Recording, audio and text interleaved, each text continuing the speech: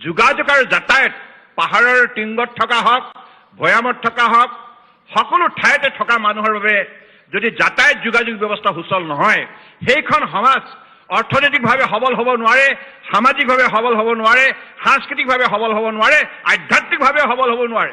গতিকে এখন সমাজক এই চাৰিটা মেইন ভাৰ্টিকুলত যদি আগুৱাই নিব লগা হয় যাতায়াত যোগাযোগ ইজ দ্য বেচিছ এইটো হৈছে প্ৰধান উন্নয়নৰ বাবে শক্তিৰ আধাৰ গতিকে এই যাতায়াত যোগাযোগে শক্তি প্ৰদান কৰিব পাৰে আজি মোৰ এতিয়াও মনত আছে মই যেতিয়া 2001 চনত মৰাণত ইলেকশ্যন খেলিছিলোঁ এমএলএ হিচাপে তেতিয়া মৰাণৰ বগীবিললৈ যোৱাৰ বাবে ৰাস্তা নাছিল ব্ৰহ্মপুত্ৰৰ সেই দাঁতিয়েদি খলাবমা ৰাস্তাত গৈ থাকিব লগা হয় তাত মধুপুৰত বহুত স্কচ খেতি হয় আৰু তেতিয়া ডিব্ৰুগড় বেপাৰীবিলাকে বস্তাত ভৰাই পেলাই চাইকেলৰ ঠেলি ঠেলি আনি থাকে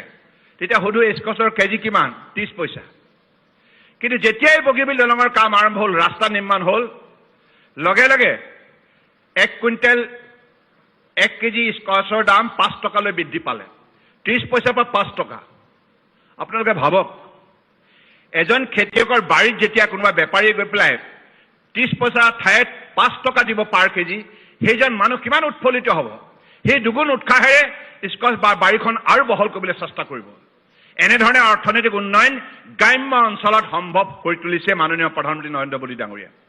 সেইকাৰণে আজি বিশ্বৰ পঞ্চম সৰ্ববৃহৎ অৰ্থনীতি হিচাপে আজি চিনাকি বুটলিবলৈ সক্ষম হৈছে